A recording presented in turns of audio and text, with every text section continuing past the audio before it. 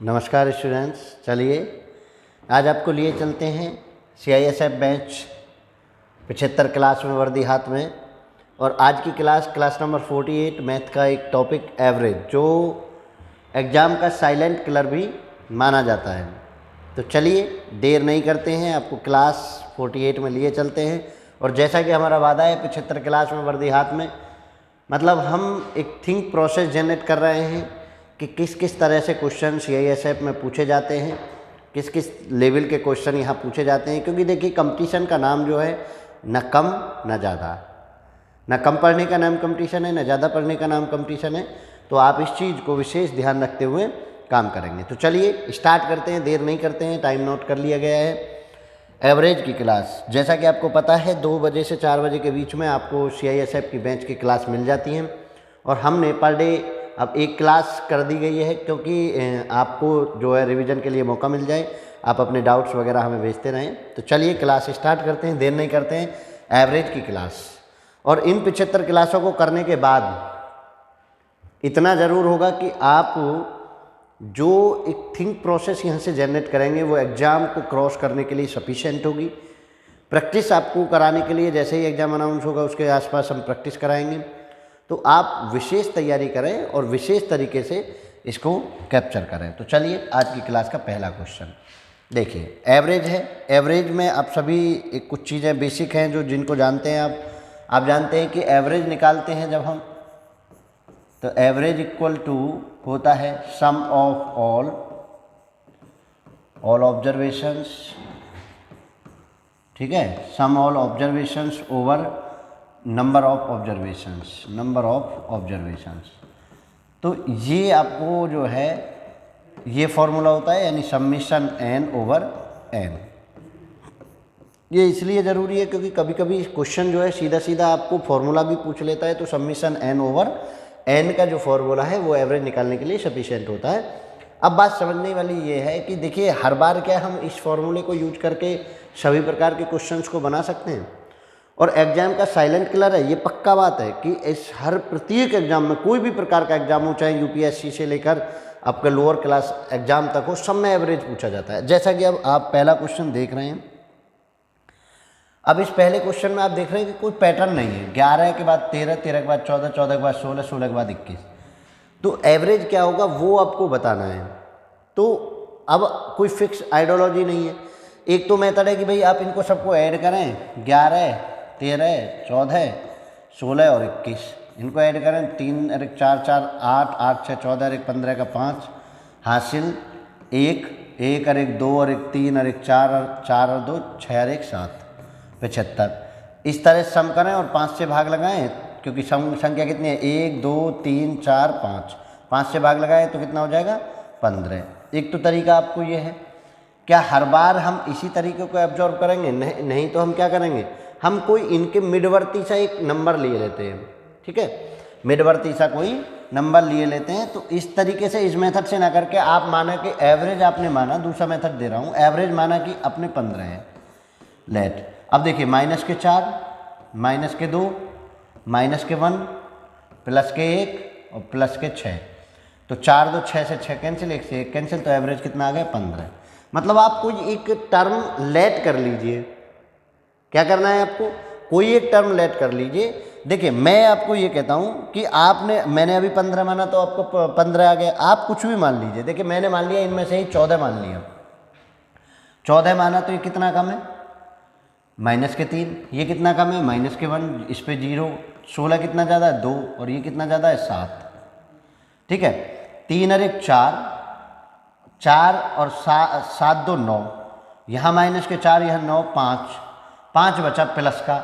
इसको कितने नंबर से, 1 2 3 4 5 नंबर से, तो 5 से 5 भाग लगाया तो 1। यानी जो एवरेज आपने लेट किया था 14, उसमें आपको क्या करना पड़ेगा, 1 प्लस करना पड़ेगा। तो 14 प्लस के 1 तो कितना हो गया 15 हो गया। तो मतलब वही आंसर वही आ रहा है, आपका आंसर वही आ रहा है। बस आपको लेट करना आना चाहिए। जब इस तरह का कोई भी आपको डाटा दिया जाए, अनग्रुप्ड डाटा, ग्रुप्ड डाटा है, ग्रुप्ड डाटा दिया हुआ है, डाटा जो आपको ग्रुप्ड है, तो वो तो ऐसा है कि भैया आप उसको एक पैटर्न फोकस कर लेते हैं तो आपको आंसर मिल जाता है। लेकिन जब अनग्रुप्ड डाटा होता है तो उसको हम इस तरीके से कैलकुलेट करते हैं, यानी आपको लेट करना आना चाहिए। मान के चलिए ग्रुप होता है ये 1 2 3 4 5 6 7 8 इस तरह से होता, तो हम क्या करते, 4 इधर छोड़ देते, 4 इधर छोड़ देते, इनके बीचों बीच, तो इनके बीच में क्या आता है 4.5, इसका एवरेज कितना हो जाता, 4.5 हो जाता। ठीक है, एक और मैं नंबर बढ़ा देता 9, तो फिर मैं 4 इधर छोड़ रहा होता, 4 इधर छोड़ रहा होता, तो 5 आ जाता, तो 5 एवरेज आ जाता। मतलब ग्रुप्ड डाटा में तो मुझे कोई दिक्कत नहीं है। ये कैसा है, ग्रुप्ड डाटा, ग्रुप्ड डेटा में तो मुझे कोई दिक्कत नहीं है। लेकिन जब अनग्रुप्ड डाटा दिया हुआ हो, tabulation is not complete in any statistical data, तब मुझे लेट वाला फॉर्मूला अप्लाई करना होता है। क्लियर है, सबको समझ आ रहा है कैसे हम कर रहे हैं? चलिए आगे बढ़ते हैं। ठीक है ना, तो आप समझिए बेसिक तैयार कर रहे हैं हम। उन्होंने कहा 1 से 25 तक की सभी संख्याओं, प्राकृतिक संख्याओं का औसत क्या होगा, 1 से 25 तक की। देखिए, एक मैं आइडियोलॉजी तैयार कर रहा हूँ, क्वेश्चन इस हिसाब से नहीं करना है, लेकिन एक आइडियोलॉजी तैयार कर रहा हूँ। 1 2 3 4 5 6 7, मैं सपोज दैट ये ले लीजिए 7 तक की संख्याओं को जा रहा हूँ, तो 3 इधर छोड़ा, 3 इधर छोड़ा, तो कितना मिला, 4 मिला। ऐसे ही जब मैं 25 तक की संख्याओं को जाऊँगा, अब देखिए ये 4 कैसे मिला, मैं इसमें n+1/2 कर रहा हूँ। कितना हुआ, 8 + 2 बराबर कितना आ गया, 4। आइडियोलॉजी समझिए, 1 2 3 4 और 5, मैं इतने तक की संख्याओं का जाऊँ तो 2 इधर छोड़ दूंगा, 2 इधर छोड़ दूंगा, 3 बन गया। और कैसे बना, 5 + 1/2। मतलब जब आपको n तक की संख्याओं की चाहिए, 1 से संख्याओं का एवरेज चाहिए, तो आपको क्या करना है स्टूडेंट, n+1/2 करना है, n+1/2 करना है। अब आपको 1 से 25 तक की को चाहिए, तो 25 + 1 डिवाइडेड बाई 2, तो 26/2 कितना हो जाएगा, 13। और आपका आंसर कितना आ गया, 13। मतलब अगर 1 से लेकर n तक की संख्याओं का एवरेज चाहिए, तो आपको करना क्या है, n+1/2। क्या करना है, n+1/2 आपको करना है। क्लियर है? किसी को कोई दिक्कत हो रही हो तो बताइए। 1 से n तक की संख्याओं का एवरेज n+1/2 आपको लगा देना है, आंसर निकाल लेना है। बताइए, मैं हमेशा से इस फेवर में होता हूँ कि आप क्वेश्चन को एक को ना करके लगातार उनको करें। अब देखिए ये क्वेश्चन उन्होंने पूछ लिया, मेरा मतलब आपको कंसेप्शनली सिखाना नहीं है, मेरा कंसेप्शनली सिखाना है मेरा मतलब, मेरे क्वेश्चन को रटाना मेरा मतलब नहीं है। ठीक है ना? तो आप देखिए, प्रथम लगातार 10 सम संख्याओं का औसत क्या होगा, 10 सम संख्याओं का औसत क्या होगा, कंटिन्यूसली 10 सम संख्याओं का एवरेज चाहिए। देखिए अब मैं यहाँ से देखता हूँ, 2 4 6 8, ये है कितनी संख्या है, 4। और मुझे इनका 4, एक और ले लीजिए 10, आसान हो जाएगा। 5 है, मुझे 5 संख्या है, और 5 + 1/2 करूँ तो 6/2, मतलब तीसरे संख्या होगी। तो ऐसे तो मुझे कन्फ्यूजन होगा कि भाई मैं कैसे निकालूं। अब मुझे एक चीज़, सीधी सी बात है कि जब मैं इस तरह सम संख्याओं का एवरेज निकालने जा रहा हूं, तो अगर मैं लास्ट संख्या को पकड़ता हूं 10 प्लस उसमें फर्स्ट संख्या को प्लस करता हूं 2/2, 10 और 2 12/2, कितना आ गया, 6। तो मेरा एवरेज कितना आ गया, 6 एवरेज आ गया। ऐसे ही अगर मैं 10 का जाऊंगा तो वो तो मैं बता दूंगा, 10 प्रथम 10 सम, लगातार 10 सम संख्याओं का औसत क्या होगा। तो मुझे ये चीज़ तो समझ में आ रही है कि मैं कैसे कर रहा हूँ, समझ है ना। लेकिन उन्होंने कहा प्रथम लगातार 10 सम संख्याओं का, अब उन्होंने n दे दिए, n = 10 दे दिए। उन्होंने ये नहीं कहा है कि संख्या क्या है। अगर आपको संख्या दे रखी हो तो आप इस तरीके से n+2/2 निकाल लेते हैं, अगर प्रथम n संख्याओं का कहते हैं। अब उन्होंने n = 10 दे दिया, अब n = 10 दे दिया, तो भाई एवरेज निकालते समय आप ऐसे तो कर नहीं सकते 10 + 2, तो फिर क्या फॉर्मूला होगा। अभी देखिए यहाँ से इजाद करिए आप, प्रथम 10 सम संख्याओं का, मैं देखिए 2, मैं फॉर्मूला बनाकर मानूंगा और आपको समझ आना चाहिए कैसे, और फिर आप उसको एक लाइन में करने सीखेंगे। 8 10 12 14 16 18, देखिए कितनी होगी, 1 2 3 4 5 6 7 8 9 और 10, 20 हो गई। ठीक है, अब आप देखिए कि 10 सम संख्याएं, तो मुझे क्या होगा कि 5 में इधर छोड़ रहा हूँ और 5 में इधर छोड़ रहा हूँ, 5 में इधर छोड़ रहा हूँ, 5 में इधर छोड़ रहा हूँ, तो इसके बीचों बीच का मुझे क्या मिला, 11 मिल गया। इनके बीचों बीच का मुझे क्या मिल गया, 11 मिल गया। अब आपको करना क्या है वो समझ में आना चाहिए। जब आप लगातार सम संख्याओं की बात करें, सम संख्याओं का औसत, किनका, लगातार, ध्यान से समझना, लगातार सम संख्याओं का औसत आपको ज्ञात करना हो प्रथम, ठीक है, तो कैसे करेंगे, n प्लस के 1, केवल क्या होगा, n प्लस के 1। जब आपको n संख्या दे रखी हो और लास्ट संख्या दे रखी हो सीरीज में, तो आप उसमें प्लस के 2, पहला टर्म प्लस के और डिवाइडेड बाई 2, तो n प्लस के 1 आप करेंगे तो कितना है, देखो इसका 10 है आपके पास संख्याओं की n जो है, और 1 11 आपका आंसर आ गया, 11 आपका आंसर आ गया। एक और बढ़ा दूं 22, समझिए, तो 22 बढ़ते ही मुझे क्या हो जाता, 5 इधर छोड़ देता, 5 इधर छोड़ देता, 12 आता, और देखो 11 हो जाती, वहाँ 11 और 1 12 हो जाता, आंसर 12 आ जाता। और वैसे भी आप करेंगे तो 22 और 2 24, 24 का आधा तो 12। मतलब आप किसी भी मेथड से चले जाइए, कैसे भी फॉर्मुलेशन कर लीजिए, जो आपको बेहतर लगे आप करिए उस मेथड को अप्लाई, जिसमें आपको लगे कि हाँ, मैंने कहा ना, आप पूरा जीवन किसके साथ बिताना चाहते हैं, अपने कंपटीशन को कंप्लीट किस मेथड के साथ करना चाहते हैं, ये आप तय करेंगे। ये आपको डिसाइड करना है कि आपको n से समझ ज़्यादा बेहतर आ रहा है या लास्ट टर्म से ज़्यादा समझ बेहतर आ रहा है, आप डिसाइड खुद करिए। तो लगातार सम संख्याओं का औसत n, लगातार कितनी सम संख्याओं का, n सम संख्याओं का औसत n प्लस 1 होगा।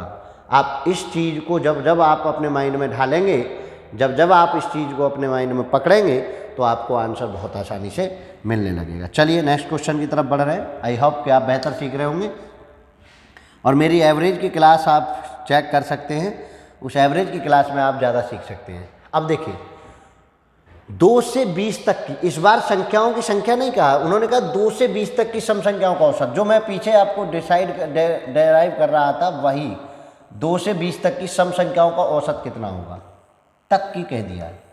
तो मैंने आपको बताया ना, लास्ट टर्म और इसको जोड़कर आप आधा कर दीजिए, 20 प्लस के 2 डिवाइडेड बाई 2, तो कितना हो जाएगा, 22/2, आपका आंसर आ गया 11।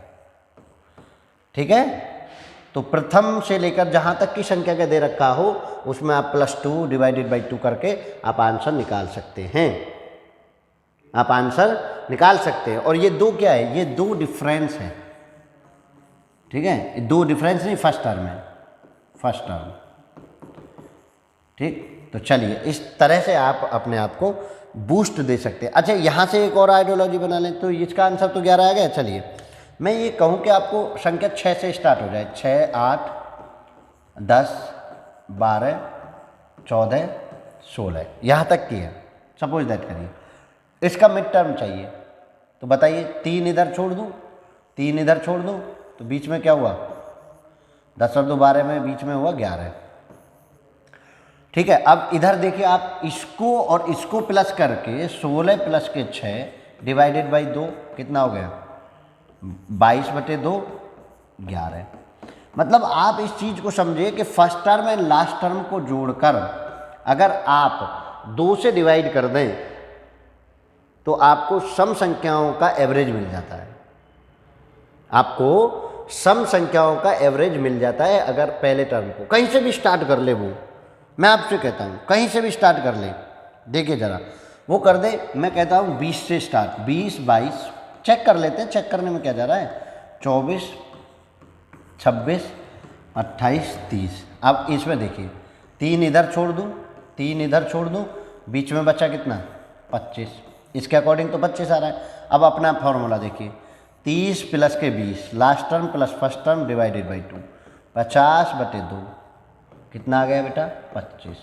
मतलब आप इतना कंसेप्शनली सीख गए, वरना आप क्या करते हैं, आप जल्दबाजी में या तो उनको काउंटिंग करने निकालने बैठ जाते हैं कि भैया उनकी काउंटिंग क्या है, उनकी काउंटिंग क्या है। जब कंटिन्यूसली लगातार संख्याएं आ रही हों, तो first term plus last term कहीं से भी स्टार्ट कर दे, मुझे ये नहीं सोचना है कि वो स्टार्ट कहाँ से, मुझे केवल उसका फर्स्ट टर्म और मुझे लास्ट टर्म पता चल जाए, तो मैं एवरेज बहुत आसानी से निकाल पा रहा हूँ। कोई भी संख्या ले लीजिए, कंसेप्शनली कोई भी संख्या ले लीजिए। चलिए आगे बढ़ते हैं, ठीक है। कोई दिक्कत यहाँ तक किसी को नहीं होनी चाहिए, जहाँ तक मैं समझता हूँ यहाँ तक कोई दिक्कत आपको नहीं होनी चाहिए। आप बिल्कुल ईमानदारी से समझिए, सम संख्याओं में ही ज़्यादा लफड़ा था, विषम में तो आप बहुत आसानी से कर देते हैं। सम संख्याओं में कुछ ज़्यादा परेशानियाँ थी तो मैंने सम संख्याओं को ले लिया। जिनको विषम में भी पूछना है, जानना है, तो वो मेरी वीडियो जो है average on by Steiner classes, आप ये सर्च करेंगे average by Steiner classes, average by Steiner classes. आप चलिए एवरेज बाय स्टेनर क्लासेज के नाम से आप जो है सर्च कर लीजिए, आपको जो है एवरेज मिल जाएगा और उस एवरेज को पढ़ लीजिए तो आपको बाकी चीज़ें भी क्लियर हो जाएंगी। चलिए अब बात करते हैं बहुत इंपॉर्टेंट क्वेश्चन जो सीधा सीधा आपसे पूछा जाता है और कई बार क्वेश्चंस को पूछा जाता है। एक विद्यार्थी साइकिल द्वारा घर से विद्यालय 12 किलोमीटर प्रति घंटा की चाल से गया तथा पुनः सीधे 10 किलोमीटर प्रति घंटा की चाल से घर वापस आया, तो बताइए विद्यार्थी की औसत चाल क्या होगी। अब आपने एवरेज स्पीड जो पढ़ी होगी, एवरेज ऐसे पढ़ा होगा 2xy x प्लस के वाई, ये आपने फॉर्मूलेशन लगाया होगा।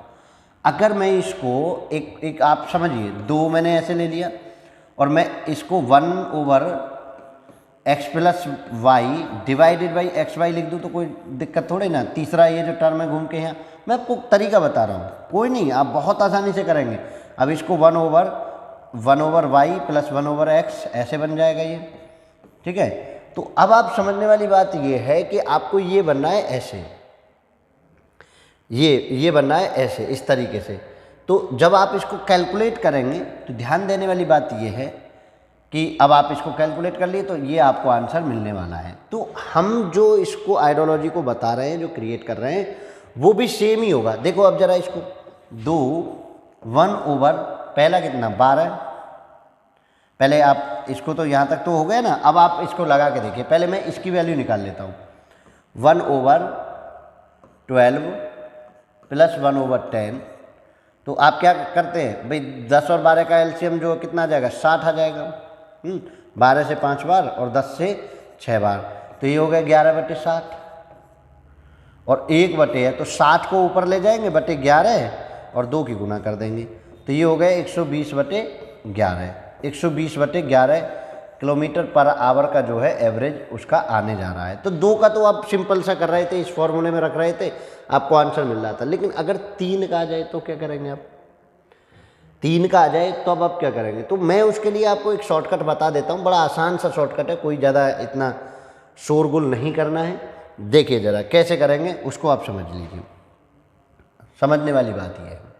आप क्या करेंगे कि एवरेज स्पीड, चाहे वो 2 का हो चाहे वो 3 का हो, एवरेज स्पीड, यहाँ नंबर ऑफ टर्म रखेंगे कितनी चाल है। 1 2 है तो 2, 3 है तो 3, 4 है तो 4, और एवरेज स्पीड बराबर आप पढ़ते हैं कुल दूरी बटे कुल समय, कुल दूरी बटे कुल समय। ये तब काम आएगा बेटा जब अलग अलग डिस्टेंस दे रखे हो कि वो 4 किलोमीटर 12 किलोमीटर प्रति घंटा चलता है, 5 किलोमीटर 10 किलोमीटर प्रति घंटा चलता है। बताइए कितनी यात्रा में उसने समय लिया, यात्रा में उसने पूरे में कितना समय लिया। तो देखिए अब मैंने कुल दूरी 1 मान ली, 1/12 किलोमीटर ये प्लस 1/10। अब आप इसको सॉल्व कर दीजिए, आपको आंसर मिलने वाला है, ठीक है, आपको आंसर मिलने वाला है। 3 होती तो 3 लगा देता, ठीक है, 3 होती तो मैं 3 लगा देता, इससे मुझे गलती नहीं होगी। 2 तक का आप 2xy/x प्लस वाई पढ़ सकते हैं, लेकिन बेटा जब 3 आ जाएगा तो कैसे करेंगे आप। फिर मैं आपको 3xyz बताऊं, फिर 2 का कॉम्बो बताऊं, उससे ज़्यादा बेहतर है ना आप एलसीएम ले लें। मैं आपको ये बताऊं कि 3xyz और 2 का combo xy plus yz plus zx, इस तरीके से। चलो 3 भी चल गया, 4 आ जाए और डिस्टेंस अलग अलग आ जाए, डिस्टेंस डिफर आ जाए, तो आपको कुछ नहीं करना है। जैसे ही डिफरेंस अलग अलग आएगा यहाँ डिस्टेंस रखते चले जाइए और यहाँ टोटल रख देंगे जितनी भी होगी। आंसर बिल्कुल आसान पढ़ेंगे आप, तो बिल्कुल आसान पढ़ना है आपको, ये समझ लीजिए। 2 के लिए आप ये फॉर्मूला यूज कर सकते हैं, 3 के लिए आप फॉर्मूला यूज कर सकते हैं, लेकिन 4 आ गया, डिस्टेंस अलग अलग आ गई, तो क्या आप करेंगे। तो मेरा मानना ये है कि आप हमेशा से उस मेथड को कैप्चर करिए जो आपको बेहतर लगे। तो 120/11 11 आया था तो 120/11 हो जाएगा, 10 सही 1 बटे ये जो है। अच्छा पेन ले लीजिए, ये 10/11 किलोमीटर प्रति घंटा नहीं होगा, 10 सही 10/11, 11 में 110 और 10 120। तो ये जो है आपका ऑप्शन सही होगा इसमें। ठीक है, चलिए आगे बढ़ूँ। नेक्स्ट चलिए इस क्वेश्चन को करिए। क्या कह रहा है, यदि 120 रुपये प्रति कुर्सी की दर से 20 कुर्सियाँ, 130 रुपये प्रति दर से 15 तथा 150 की दर से 25 कुर्सियाँ खरीदी गई हों तो प्रति कुर्सी का एवरेज मूल्य क्या होगा। वो अलग अलग मूल्य की अलग अलग तरीके से कुर्सियाँ हैं और उनका एवरेज आपसे पूछा है। देखो रेट जो है 120, 130 और 150 है, ठीक है। और कुर्सी कितनी कितनी है, 20 कुर्सी, 15 कुर्सी और 25 कुर्सी। अब आपको करना क्या होता है कि आपको करनी होती है इनकी गुणा, इनकी क्या करनी होती है, गुणा करनी होती है, तब जाके जितना इनका भाग है उसका करना होता है। मैं आपको एक सिंपल तरीका दिए देता हूँ। देखिए 5 से इसे कट करो 4 बार, 5 से इसे कट करो 3 बार और 5 से इसे कट करो 5 बार, ठीक है, कोई दिक्कत। इनकी जीरो प्रिजर्व रख लीजिए, एक 10 की जीरो प्रिजर्व कर ली। 12 चौक अब कर लीजिए, 12 चौक 48, 13 × 39 और 15 × 5 75। इन सबको कर दीजिए प्लस कर दूँ, कैलकुलेशन थोड़ा इजी हो जाएगी। 5 9 और 5 14, 14 और 8 22 का 2 हासिल 2, 7 2 9 और 3 12, 12 और 4 16 डिवाइडेड बाई 4 3 7 5 12। क्लियर है, कोई दिक्कत है तो बताइए ज़रा। 4 3 7 5 12, जोड़ घटाना आपका है 8 9 17 और 5 22 का 2 हासिल 2, 7 2 9 और 3 12 और 4 16। 12 का अब इसमें भाग लगा दीजिए, एवरेज आने वाला है। 12 का भाग लगाएंगे, देख लीजिए गलती कुछ ना हो। 12 का भाग लगाएंगे तो ये आएगा कितना, 12 एकम 12, 4 बचा, 12 एकम 12 42, 12 तिया 36, 12 तिया 36, कितना बचा, 6 बचा और 0.5 13.5। अब ये 10 जो प्रिजर्व रखा था इसकी कर दीजिए गुना, कितना हो जाएगा 135 रुपये। तो आपका जो मूल्य आ गया वो कितना आ गया 135। ये मेथड क्यों अच्छा है, क्योंकि इसमें आप कैलकुलेशन में आपका माइंड थकता नहीं है। आप जो है रुपयों को भी सिंपल कर लीजिए, लेकिन जो रुपयों को सिंपल करेंगे उसका जो प्रिजर्वेशन है वो आपको प्रिजर्व करना पड़ेगा, उसकी मल्टीप्लाई आपको बाद में करनी पड़ेगी। लेकिन जो कुर्सियों को, वस्तुओं को, जो ये वस्तुएं इनको आपको दोबारा से कोई देखने की ज़रूरत नहीं है। इनको कर लीजिए सिंपल और उनको प्रिजर्वेशन करके उसमें जो भी आपने निकाला है उसको प्रिजर्व करके रख लीजिए और बस उसको गुना कर दीजिए, ठीक है। 13.5 का मतलब थे 135, ऐसे भी आप याद रख सकते थे, ठीक है। तो बिल्कुल आराम से पढ़िए, बिल्कुल समझ के पढ़िए, बिल्कुल उस कोशिश के साथ पढ़िए कि जहाँ आपको नहीं तो एक मेथड भैया ये था, आप 120 की 20 में गुणा करते, 130 की 15 में गुणा करते और 150 की 25 में गुणा करके सबको जोड़ते और 20 15 35 और 35 और 25 इससे भाग लगा रहे होते। 35 25 60 60 से भाग लगा रहे होते। तो ये भी एक तरीका है। तो जो आपको उचित लगे आप उस तरीके से जा सकते हैं। मेरा मानना यह है कि पेपर में हमेशा वो ट्रिक चुने जो माइंड को थकाए नहीं, जो माइंड के आपको को थकाए नहीं। हमको उस ट्रिक पर जाना है, उस ट्रिक पर काम करना है, ये सबसे बड़ी बात है। अगर हमारा माइंड थक रहा है तो फिर फ़ायदा क्या है। अगर हमारा माइंड थक रहा है तो हमारा कोई औचित्य नहीं रह जाता कि हम थके माइंड से कुछ काम करें। एक किसी विद्यालय की कक्षा में 2 छात्रों ने गणित में 0 अंक प्राप्त किए, 2 और 18 छात्रों ने 80% अंक प्राप्त किए, 80%, ठीक है। और यहाँ 0, एक्स एवरेज मान लिया, ऐसे घटा लीजिए ना, ये कम होगा। एक्स माइनस तो एक्स माइनस 0 तो एक्स और इधर 80 माइनस के एक्स।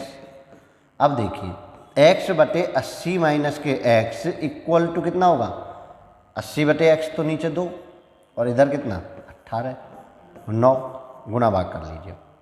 x बराबर 9 8 72 माइनस के 9x और इसको इधर लाएंगे 10x इक्वल टू 720। तो x कितना हो गया 72।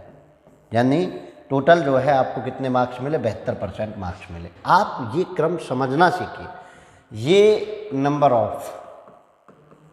नंबर ऑफ जो भी है, स्टूडेंट दे रखे हो तो स्टूडेंट रख लीजिए, ठीक है। ये आपका सेपरेट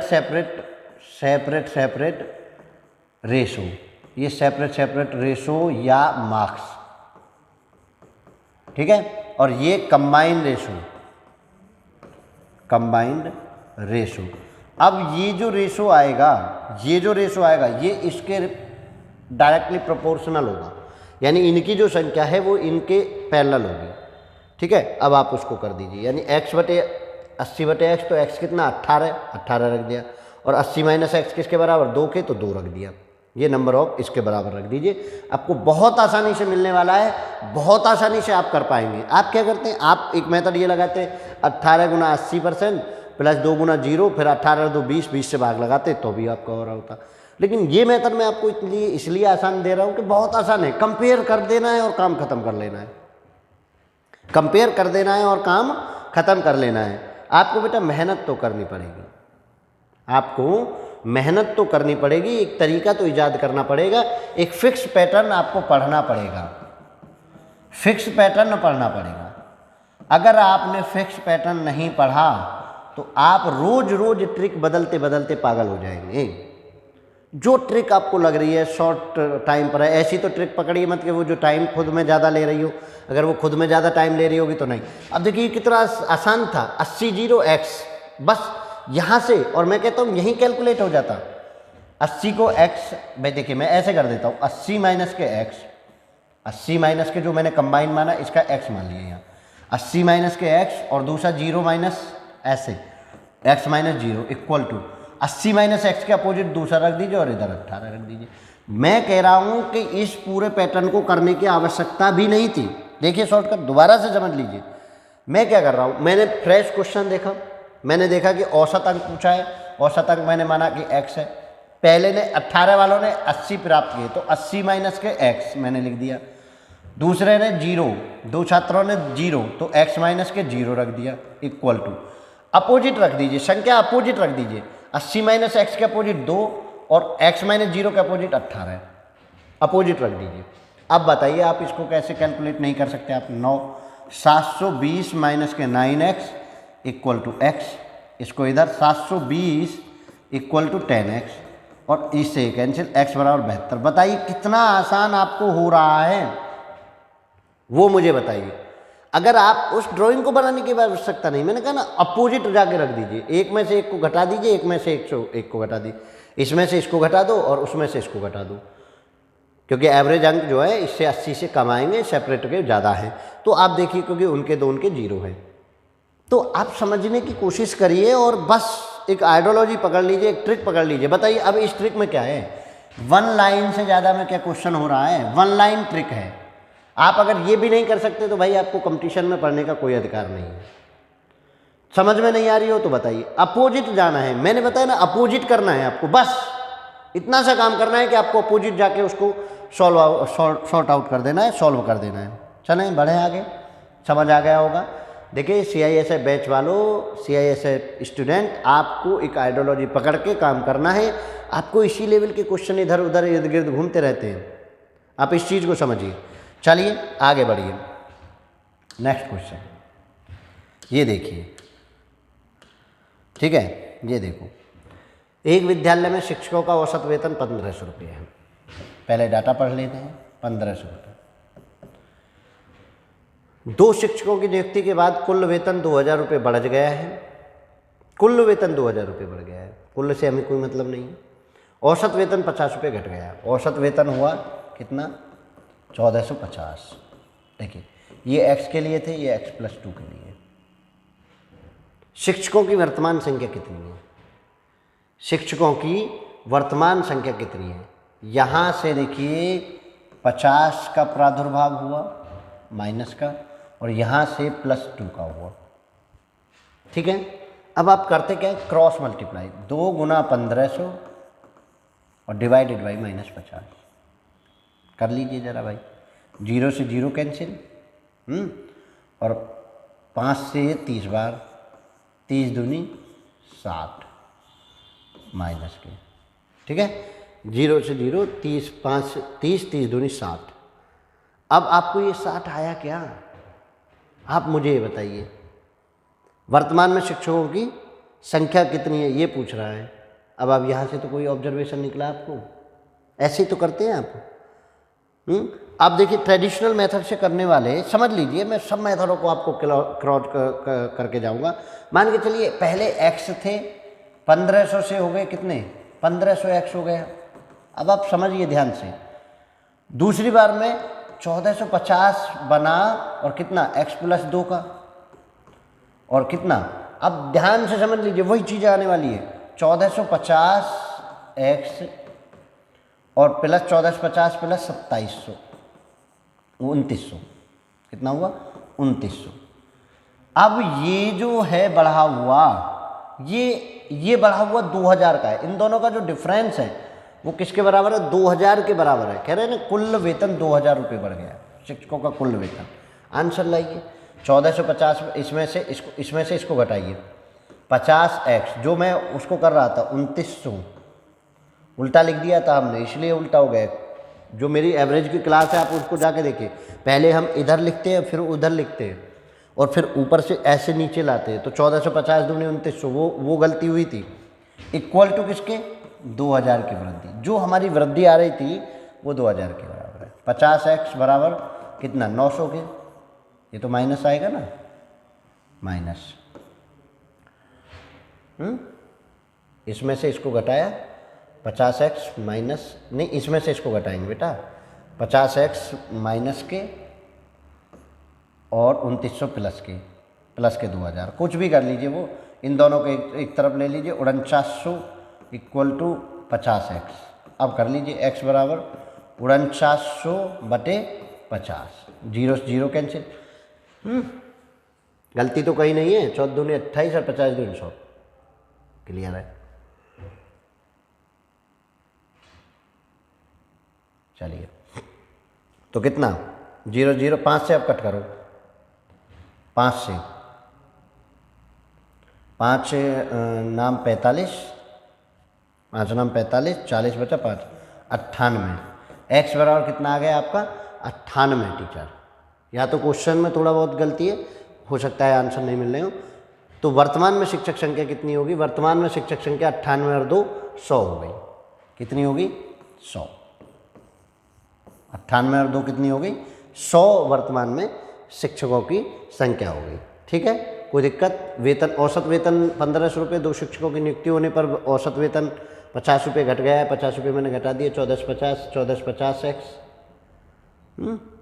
और प्लस 1450 दूनी 2900, इसमें से इसको घटाएं तो ये 2000 का अंतर है, ये 2000 यानी 1500x प्लस 2000 बराबर 1450 प्लस 2900 हो जाएगा। देख लीजिए कोई गड़बड़ तो नहीं है प्लस माइनस की,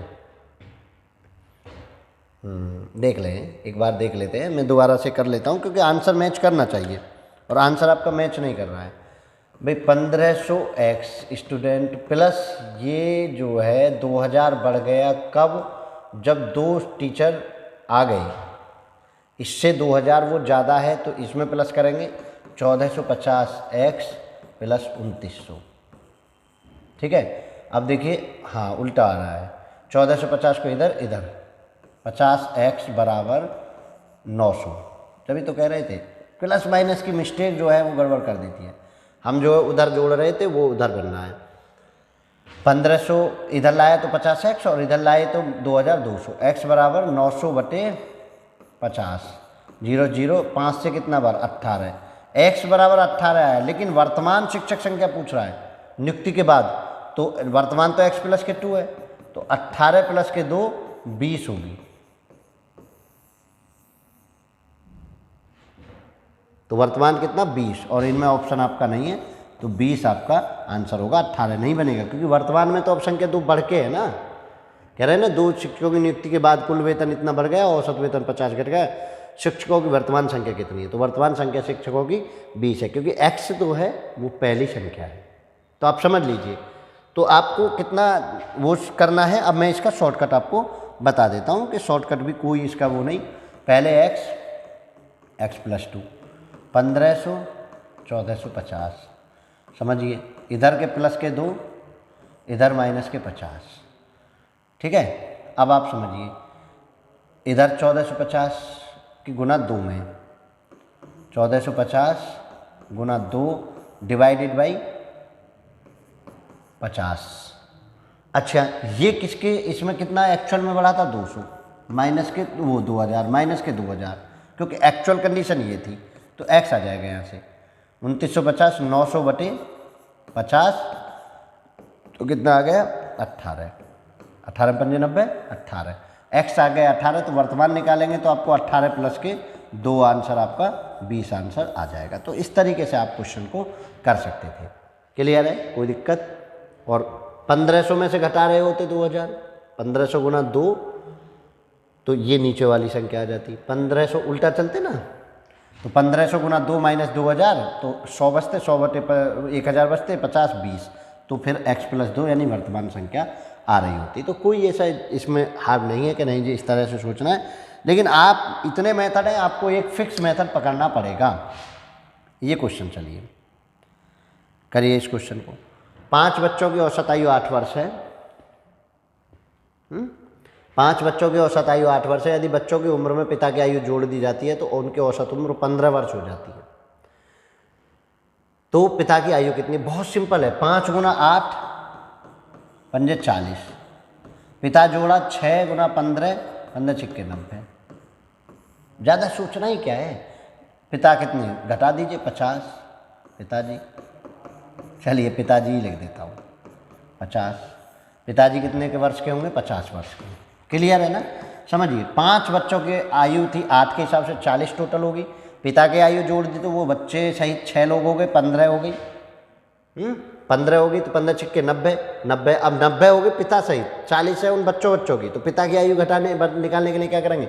90 में से 40 माइनस कर देंगे। कोई दिक्कत किसी को हो रही हो तो बताइए।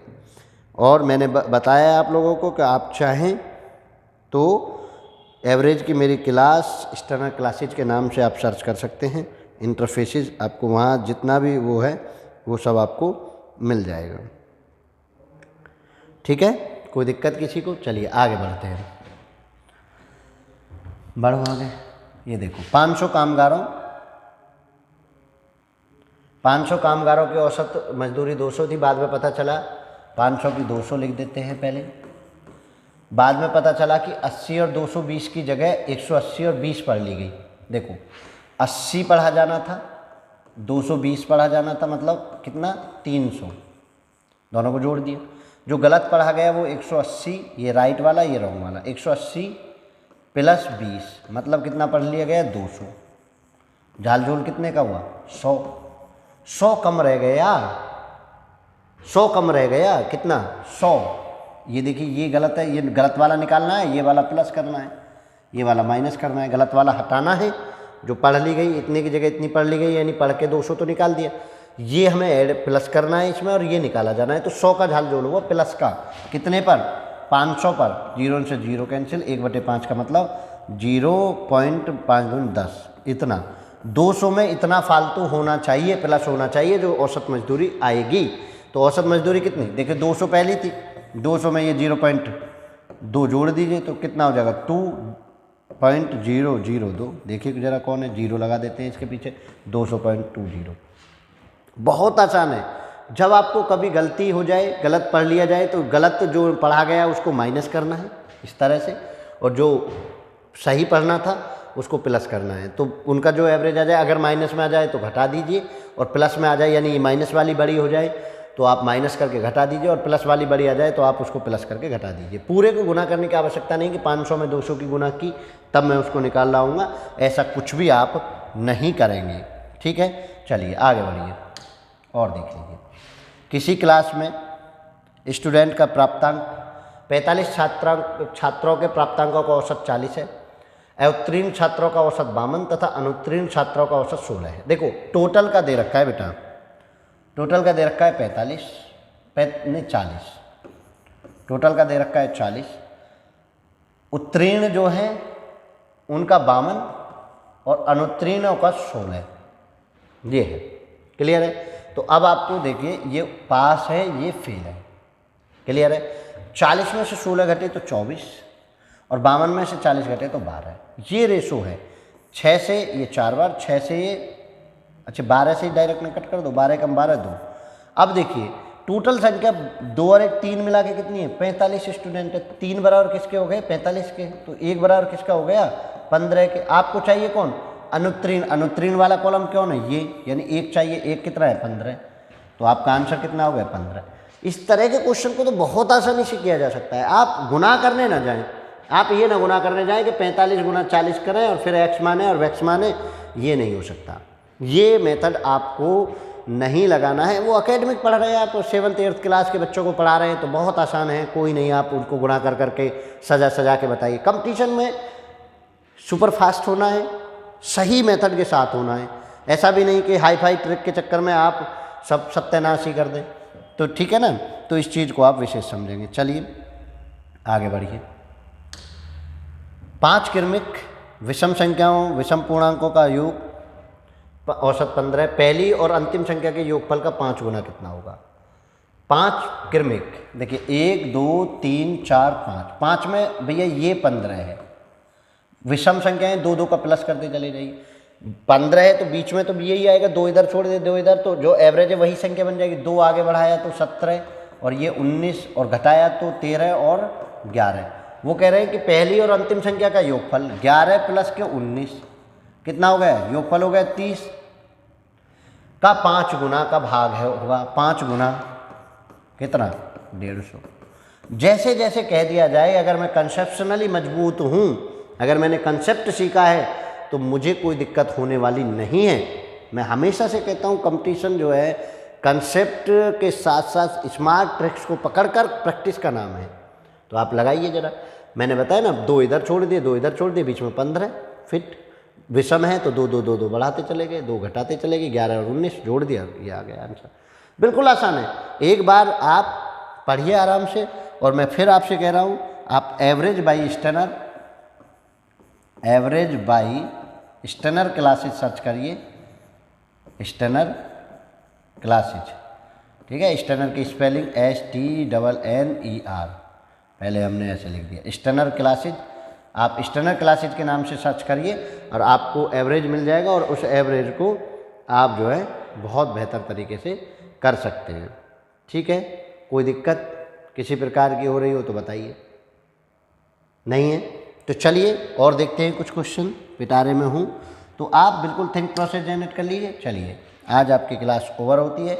आज की क्लास को यहीं विराम देते हैं। आप जुड़े रहिए Steiner coaching and computer centre के साथ। आपका बहुत बहुत धन्यवाद। आप यूं ही बढ़ते रहें, यूं ही तरक्की करते रहें, और जो आपने ड्रीम देखा है वो आप पूरा करें। 75 ड्रीम्स में हम आपके साथ हैं, तो आप हमेशा से हमारे साथ जुड़कर एक थिंक बना सकते हैं, एक आइडियोलॉजी बना सकते हैं। तो चलिए आज की क्लास को यही विराम देते हैं। जय हिंद, जय भारत।